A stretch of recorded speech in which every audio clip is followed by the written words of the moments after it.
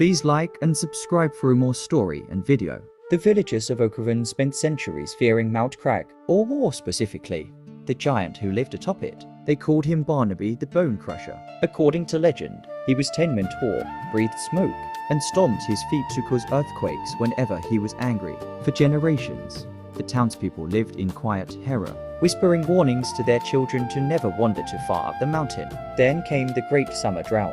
The river dried to a muddy trickle, the crops withered, and the village well completely emptied. Desperate and parched, a brave young girl named Lily decided she couldn't sit around and watch her family suffer. Sneaking away at dawn, she began the long, treacherous climb up Mount Crag, determined to find the fabled mountain spring at the summit, even if it meant facing the monster. When she finally reached the peak, she didn't find a smoking wasteland. Instead, she found a lush, hidden valley filled with vibrant alpine flowers, and sitting in the middle of it, weeping softly into a hollowed-out tree trunk, was Barnaby. He was 10 men tall, but he looked less like a bone crusher and more like a terrified, oversized child. "Oh dear," Barnaby sobbed, his voice sounding like a low roar of thunder. "I tried to scare them away so they wouldn't see me cry. Now I've ruined it." Lily blinked, clutching her empty water bucket. "Yeah? Crying? Why?"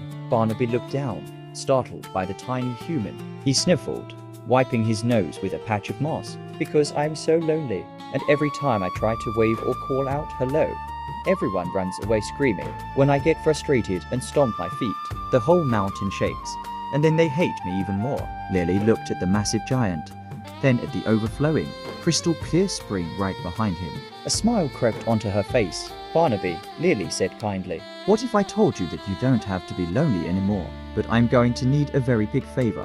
An hour later, the terrified villagers of Oakhaven looked up to see a shadow looming over the hill. They braced for destruction, but instead of throwing boulders, the giant gently knelt down and tipped a massive, hollowed-out log. A roaring, magnificent waterfall cascaded down the mountain, filling the village riverbed with cool, fresh water. Perched safely on Barnaby's shoulder, Lily waved down at her stunned neighbors.